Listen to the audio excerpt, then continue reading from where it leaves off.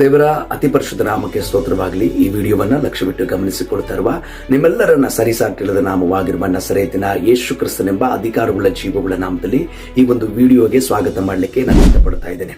ಈ ದಿವಸ ನೀವು ಒಂದು ವಿಷಯದ ಕುರಿತಾಗಿ ಧ್ಯಾನಿಸಲಿಕ್ಕೋಸ್ಕರವಾಗಿ ಹೋಗ್ತಾ ಇದ್ದೇವೆ. ಆ ವಿಷಯ ಯಾವುದು ಅಂತ ಹೇಳೋದಾದ್ರೆ ಕರ್ತನಾದ ಯೇಸು ಕ್ರಿಸ್ತನ ಬರವಣಿಗೆ.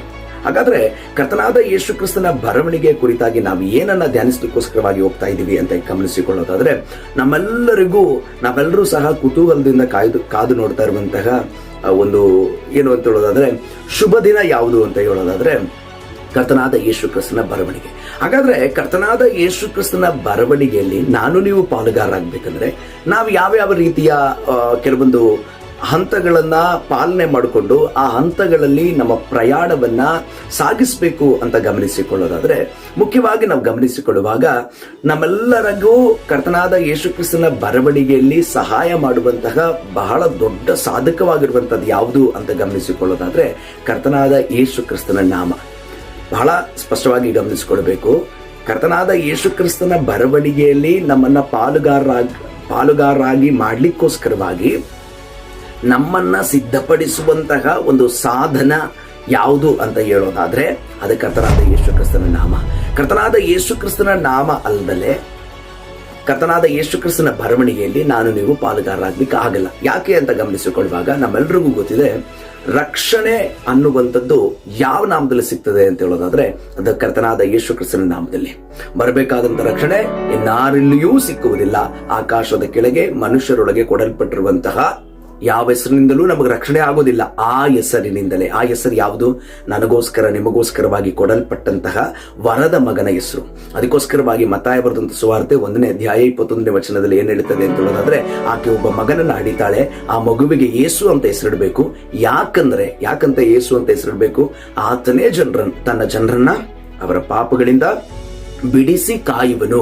ತನ್ನ ಜನರನ್ನ ಅವರ ಪಾಪಗಳಿಂದ ಬಿಡಿಸಿ ಕಾಯಲಿಕ್ಕೋಸ್ಕರವಾಗಿ ಕೊಡಲ್ಪಟ್ಟಂತ ಏಕೈಕ ಸುಮಧುರವಾದಂತಹ ನಾಮ ಅದು ಕರ್ತನಾದ ಯೇಸು ಕ್ರಿಸ್ತನ ನಾಮ. ನಾವು ವಾಕ್ಯ ಭಾಗವನ್ನ ಸ್ಪಷ್ಟವಾಗಿ ಗಮನಿಸಿಕೊಳ್ಳೋದಾದ್ರೆ ಇಬ್ರಿಯ 10ನೇ ಅಧ್ಯಾಯ 37-38 ಗಮನಿಸಿಕೊಳ್ಳೋದಾದ್ರೆ ಬರುವಾತನು ಇನ್ನು ಸ್ವಲ್ಪ ಕಾಲದಲ್ಲಿ ಬರುವನು, ತಡ ಮಾಡುವುದಿಲ್ಲ. ಆದರೆ ನನ್ನವನಾಗಿರುವ ನೀತಿವಂತನು ನಂಬಿಕೆಯಿಂದಲೇ ಬದುಕುವನು.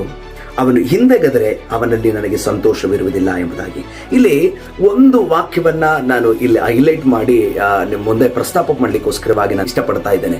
ಯಾವುದು ಅಂತ ಗಮನಿಸಿಕೊಳ್ಳೋದಾದ್ರೆ ನನ್ನವನಾಗಿರುವ ನೀತಿವಂತನು ನಂಬಿಕೆಯಿಂದಲೇ ಬದುಕುವನು ಅಂತ. ಆ ನಂಬಿಕೆ ಯಾವುದು ಅಂತ ಹೇಳೋದಾದ್ರೆ ನಮ್ಮ ಸ್ವಂತ ಕ್ರಿಯೆಗಳಿಂದ ಅಲ್ಲ. ಗಲಾತ್ಯ 5:4 ಹೇಳೋ ಪ್ರಕಾರವಾಗಿ ಯಾರು ಕರ್ಮಗಳಿಂದ ನೀತಿವಂತರಾಗಬೇಕೆಂದಿರ್ತಾರೋ ಅವರು ಕ್ರಿಸ್ತನಿಂದ ಅಗಲಿ ಹೋದರು, ಕೃಪಾಶ್ರಯದೊಳಗಿಂದ ಬಿದ್ದು ಹೋದರು ಎಂಬುದಾಗಿ. ತನ್ನ ಸ್ವಂತ ಕ್ರಿಯೆಗಳಿಂದ ನೀತಿವಂತನಾಗ್ತೇವೆ ಅಂತ ಅಂದುಕೊಳ್ಳುವಂಥದ್ದು ಅದು ಮೌಢ್ಯತೆ ಆಗಿದೆ. ಬದಲಾಗಿ ಕರ್ತನಾದ ಯೇಸು ಕ್ರಿಸ್ತನ ಕೃಪೆಯನ್ನು ಆಶ್ರಯಿಸಿಕೊಳ್ಳುವಂಥದ್ದು ಅದು ಉತ್ತಮವಾಗಿರುವಂಥ ವಿಷಯ ಆಗಿದೆ. ನೀತಿವಂತನು, ನನ್ನವನಾಗಿರುವ ನೀತಿವಂತನು ನಂಬಿಕೆಯಿಂದ ಬದುಕ್ತಾನೆ.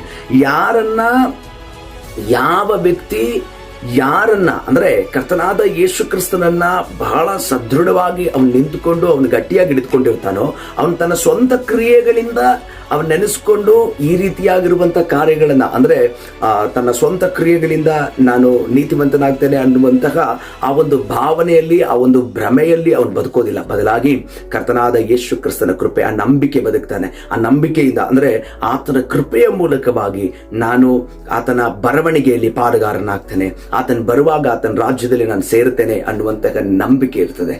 ಆ ಕಾರಣದಿಂದ ಕರ್ತನಾದ ಯೇಸು ಕ್ರಿಸ್ತನ ನಾಮ ಅನ್ನುವಂಥದ್ದು ಓನ್ಲಿ ಜೀಸಸ್ ಅಂತ, ಅದಾದ್ಮೇಲೆ ಕಲ್ಟ್ ಉಪದೇಶ ಅಂತ ಈ ರೀತಿಯಾಗಿರುವುದಕ್ಕೋಸ್ಕರ ಸಂಬಂಧಪಟ್ಟಿರುವಂಥದ್ದಲ್ಲ. ಸಕಲ ಜನರಿಗೋಸ್ಕರವಾಗಿ ಕೊಡಲ್ಪಟ್ಟಂತಹ ಏಕೈಕ ಸರ್ವಶಕ್ತ ನಾಮ, ಸರಿಸಾಟಿಲ್ಲದ ನಾಮ, ಅದ್ವಿತೀಯನು ಅಪ್ರಮೇಯನು ಸರಿಸಾಟಿ ಇಲ್ಲದ ನಾಮವಾಗಿರುವಂತಹ ಸಕಲ ಮೊಣಕಾಲುಗಳು ಊರುವಂತಹ ನಾಮ, ರಕ್ಷಣೆಗೋಸ್ಕರ ಕೊಡಲ್ಪಟ್ಟಿರುವಂತಹ ನಾಮ ಅದು ಕರ್ತನಾದ ಯೇಸು ಕ್ರಿಸ್ತನ ನಾಮ. ಆ ನಾಮಕ್ಕೆ ಸರಿಸಾಟಿ ಆಗಿರುವಂತಹ ನಾಮ ಮತ್ತೊಂದಿಲ್ಲ. ಆ ಕಾರಣದಿಂದಲೇ ಆ ನಾಮದ ಮೂಲಕವಾಗಿನೇ ನೀವು ಕ್ರಿಸ್ತನ ಬರವಣಿಗೆಯಲ್ಲಿ ಪಾಲುಗಾರರಾಗ್ಲಿಕ್ಕೋಸ್ಕರವಾಗಿ ಸಿದ್ಧವಾಗ್ತಾ ಇದ್ದೇವೆ. ಆ ಕಾರಣದಿಂದ ದೇವರು ನಿಮ್ಮೆಲ್ಲರನ್ನ ಬಲಪಡಿಸಲಿ, ಆಶೀರ್ವದಿಸಲಿ. ಆ ಬರವಣಿಗೆಯನ್ನ ನೀವು ಎದುರು ನೋಡುವವರಾಗಿರೋಣ. ಶಲೋಮ್.